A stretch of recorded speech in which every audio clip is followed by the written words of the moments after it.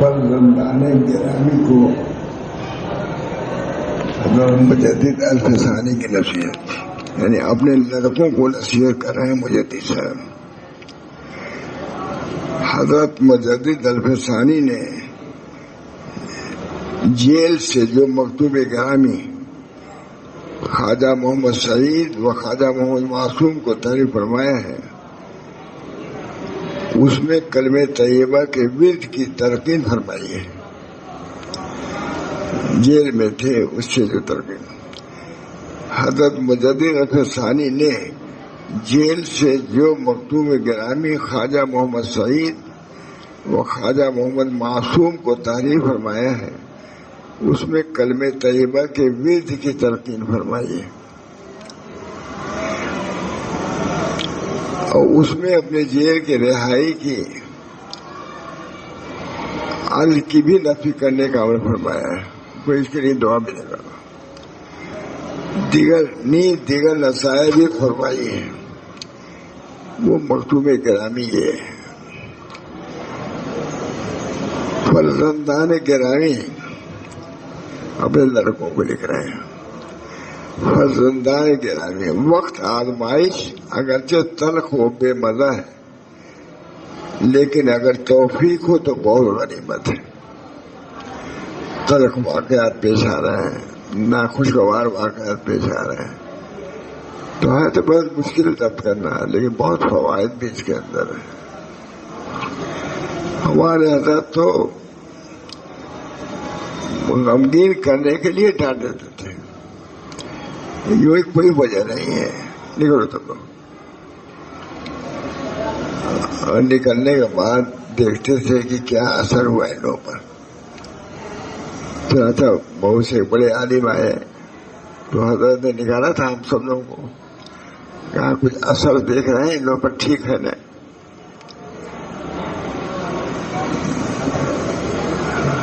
فرماتے تھے بھائی نفس کو مارنا بہت مشکل ہے، اور خاص طور سے علماء کے لیے بہت مشکل ہے۔ ان کے علم کی کہیں نفی ہوتی ہو، کوئی رد ہوتا ہو، اس وقت برداشت کرنا بہت مشکل ہوتا ہے۔ اس بنا پر اس وقت جو بھی پیش آئے اس پر صبر کرو، خاموشی اختیار کرو۔ فرزندان گرامی، وقت آزمائش اگرچہ تلخ اور بے مزہ ہے، لیکن اگر توفیق ہو تو بہت غنیمت ہے۔ ایسی صورتیں اللہ تعالیٰ خود پیدا فرما دیتا ہے۔ ہم لوگ بھی کبھی کوئی غلطی سمجھ میں نہیں آتی تھی، مولانا ڈانٹتے تھے نہیں بلکہ نکالتے تھے بات صرف، اور لوگوں سے پوچھتے تھے کہ کچھ اثر دیکھ رہے ہیں؟ نہیں، لوگوں پر کچھ ہے۔ بہت بڑے مسئلے تھے مولانا، بہت مسئلے تھے، اس میں کسی کی پرواہ نہیں کرتے تھے۔ فرزندان گرامی، وقت آزمائش اگرچہ تلخ اور بے مزہ ہے، لیکن توفیق ہو تو بہت غنیمت ہے۔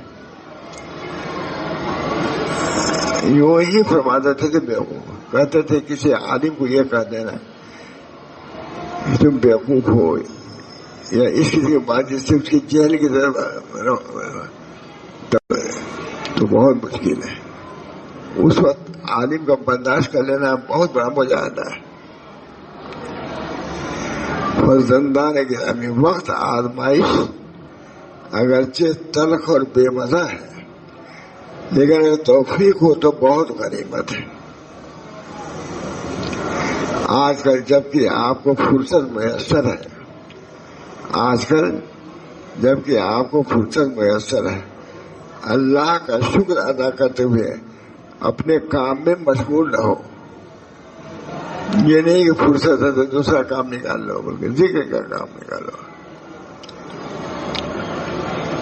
خیر قرائے فلاں و غنیمت شمار عمر، ذا پیشتر کی مانگ برائے فلاں نمان۔ فرصت کا ایک لمحہ، ایک لحظہ بھی بیکار مت ضائع کرو۔ فرصت کا ایک لمحہ ہمارے حضرت اسی تھے، گوارا نہیں کرتے، فوراً کام. فرصت کا ایک لمحہ اور ایک لحظہ بھی بیکار مت ضائع کرو. 3 چیزیں ہیں تلاوت قرآن پاک، طویل قرات کے ساتھ ادائے نماز. یہ بہت مشکل ہے، پہلے لوگ پڑھتے تھے، اب تو نہیں، ہم لوگوں سے خود ہی نہیں ہوتا. طویل قرات کے ساتھ ادائے نماز. کلمہ طیب لا الہ الا اللہ کا بھی 3 وظیفہ، یہ بہت. تلاوت قرآن پاک، طویل قرات کے ساتھ ادائے نماز، اور کلمہ طیب لا الہ الا اللہ کا بھی. اس میں سے کسی ایک کا ورد ہر وقت رکھو. شاید مولانا میں نے پہلی مرتبہ سنایا آپ کی برکت سے. کبھی مجھے سنایا، کبھی آج تک نہیں سنایا، 10-20 سال گیا تھا. ہاں مجھ کو سنانا چاہیے تھا اس کو، جی آتا تھا کہ سناؤں، لیکن آج نکل گیا تو کیسے سنا دیا، کیونکہ تینوں ایک یا اکٹھا ہے نا. تلاوت قرآن ضرور کر لیا کرو. حضرت کا کبھی 2 مرتبہ ٹہلنے نکل جاتے تھے سوئی لائن دھوپ میں، تو ہم لوگ فرماتے تھے کہ تم لوگ سمجھتے ہو کہ ٹہلنے جاتے ہیں، ٹہلنے نہیں، تفریح کرنے کے لیے جاتے ہیں. میں تفریح کے لیے جاتا، میں اپنے ورد کو پورا کرنے کے لیے جاتا ہوں. صاف کر دیا، کبھی کہتے نہیں ہو، اظہار تو کرتے ہی نہیں تھے کسی عمل کا اپنے. یہ اس وقت کہا کہ تم لوگ سمجھتے ہو کہ میں ٹہلنے سوئی لائن جاتا ہوں، اس کو دیکھتے بھی نہیں، وہ جانتے بھی نہیں تھے کہ سوئی لائن ہی ہے.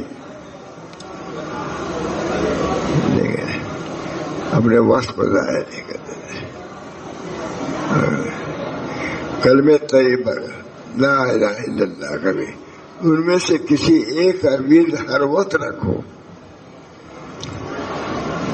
تلاوت قرآن مجید، طویل قرات کے ساتھ ادائے نماز، یہ کم مشکل میسر ہوتا ہے. سب دونوں تو کچھ نہ کچھ اللہ تعالیٰ توفیق بنا دعا کیجیے. یہ طویل قرات کے ساتھ نماز، یہ تلاوت بھی ہوتی ہے کچھ نہ کچھ، اور بھی کلمے. اس میں سے کسی ایک کا ورد ہر وقت رکھو. کلمہ لا سے نفس کے معبودوں کی نفی کرو. کلمہ لا سے نفس کے معبودوں کی نفی کرو. نفس کے خاص معبود ہے، اس کی خواہشات ہیں، ان کو اپنا معبود نہ بناؤ، اس سے نکلو. اپنے مقاصد، اپنی مرادوں کو نفع کرو. اپنے مقاصد اور اپنی مرادوں کو دفع کرو. اپنی مراد مانگنا بھی اپنی معبودیت کا دعویٰ ہے.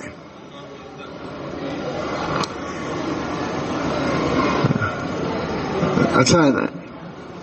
کہتے نہیں موحد، موحد یہ ذات موحد.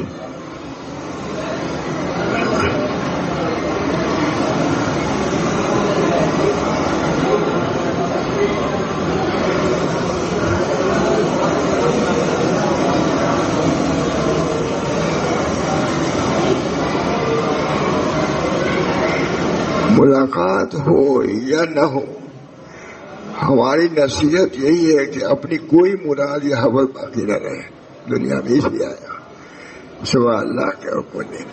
اللہ ہی ہماری مراد ہے. الہی مقصود من توئی و رضائے تو، محبت و معرفت خود میں دے. حضرت نقشبندیہ کا خاص یہ ہے، الہی مقصود من توئی و رضائے تو، محبت و معرفت خود میں دے.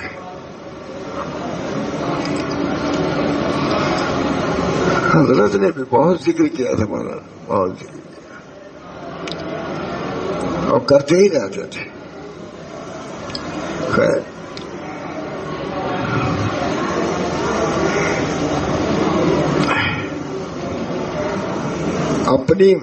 اپنے مقاصد اور اپنی مرادوں کو دفع کرو. اپنی مراد مانگنا بھی اپنی معبودیت کا دعویٰ ہے، ایسا مقام ہے۔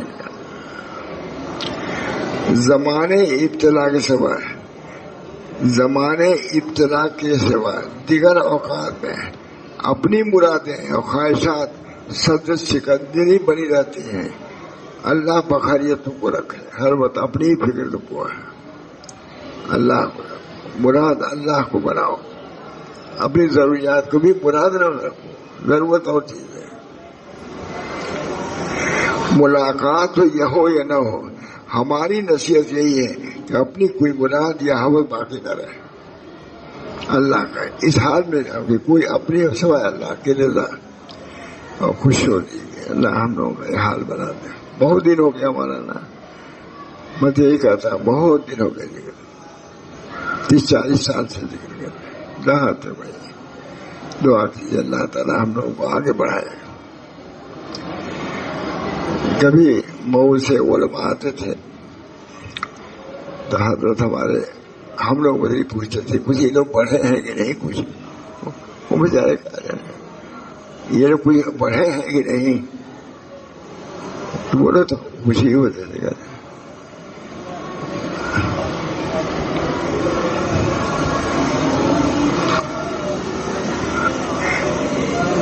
ملاقات ہو یا نہ ہو، ہماری نصیحت یہی ہے کہ اپنی کوئی مراد یا حوث باقی نہ رہے، جو کچھ ہو رضا الہی اور ارادہ خداوندی ہو، حتیٰ کہ میری رہائی، حتیٰ کہ میرے جیل میں تھے، حتیٰ کہ میری رہائی جو آج کل تمہارا بہت بڑا مقصود بنا ہوا ہے، وہ بھی مقصود و مراد نہیں ہونا چاہیے۔ جیل میں ہو تو وہ بھی مقصود نہ بناؤ، دعا کر دیکھ، مطلب یہ دعا تو کر، یہ مقصود ہے ایک دن نہ دوسری فکر میں رہو ہے۔ اور حضرت حق جل مجدہ کی مقرر فرمودہ تقدیر، اس کے ارادہ اور اس کے مرضی پر پوری طرح راضی ہو جاؤ۔ اپنے والدہ کو بھی یہ مضمون پوری طرح سمجھا دو، ہماری رہائی جیل سے بھی اپنی والدہ کو بھی سمجھا دو۔ توحید، تفویض، توحید، تفویض، یہ بہت اچھا مجھے، اپنی والدہ کو بھی یہ مضمون پوری طرح سمجھا دو۔ جیل میں تھے، شوہر جیل میں ہیں، لڑکے پریشان ہیں، یہ کام ذکر کرو لیکن مقصود اللہ۔ اس زندگی کے باقی حالات اس قابل بھی نہیں کہ مارج تحریر میں لائے جائیں، کیا یہ ہوا وہ ہوا میں، کیونکہ وہ ختم ہونے والے ہیں۔ چھوٹوں پر مہربانی کرو، پڑھنے کی رغبت دیتے رہو، پڑھنے کی رغبت دیتے رہو، جہاں تک ہو سکے اہل حقوق کو ہماری طرف سے راضی رکھو۔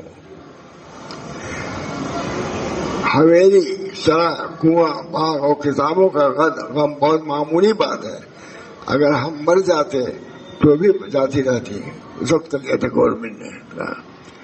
حویلی، سرا، باغ اور کتابوں کا غم بہت معمولی بات ہے، اگر ہم مر جاتے تب بھی جاتی رہتی، اب زندگی میں جاتی رہی تو کوئی فکر نہیں۔ یہ تعلیم ہے۔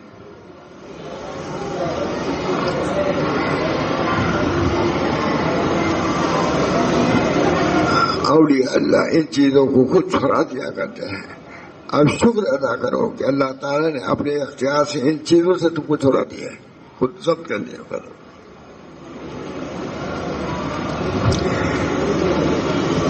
جہاں بیٹھے ہو اسی کو وطن سمجھو، جہاں بیٹھے ہو اسی کو وطن سمجھو۔ چند روزہ زندگی جس جگہ بھی گزر جائے یاد الہی میں گزرنا چاہیے، بس جنگل میں آباد گھر، یہ کتنی بڑی بات ہے۔ مجھے بہت دنیا کا معاملہ آسان ہے، آخرت کی طرف متوجہ ہو جاؤ، اپنی والدہ کو بھی تسلی دیتے رہو، اپنی والدہ کو بھی تسلی دیتے رہو، آخرت کی رغبت دلاتے رہو والدہ کو بھی۔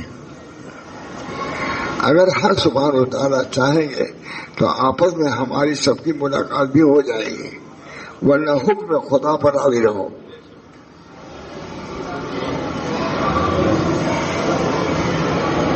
ورنہ خود میں خدا ہوا، اور دعا کرو کہ دارالسلام جنت میں ہم سب کو جگہ دے دیں۔ یہ دعا کرو کہ جنت ہم سب کو جگہ دے۔ اس دنیا کی ملاقات کی تلافی بکرم خداوندی آخرت میں کریں، اللہ تعالیٰ کریں۔ الحمدللہ علی کل حال تجلیات ربانی۔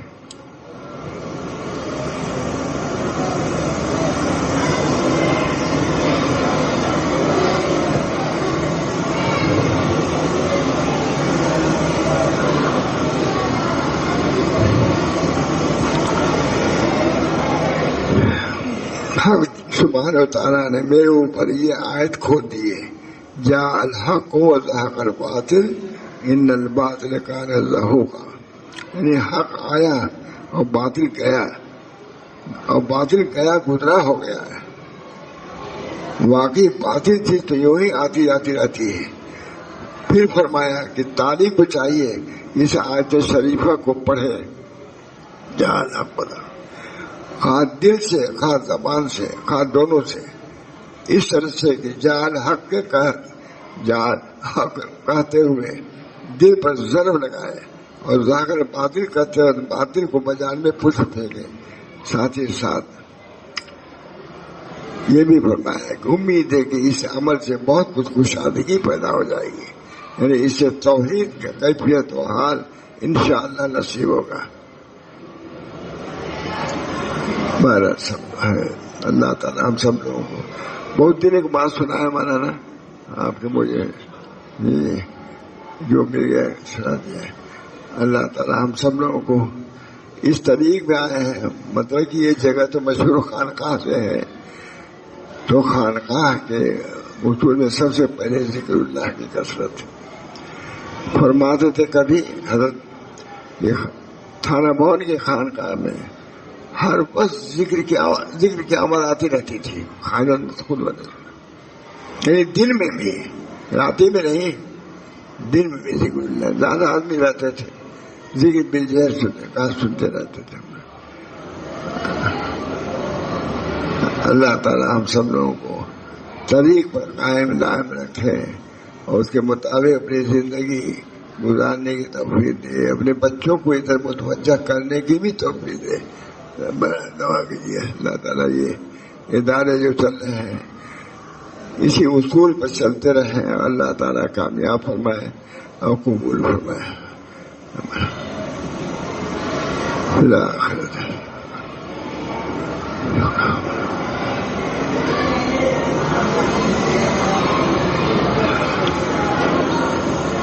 اللہم اصلح امت محمد۔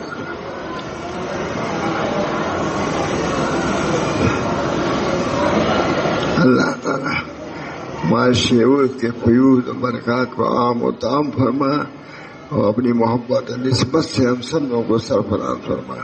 ربنا تقبل منا انک انت السمیع العلیم برحمتک یا ارحم الراحمین۔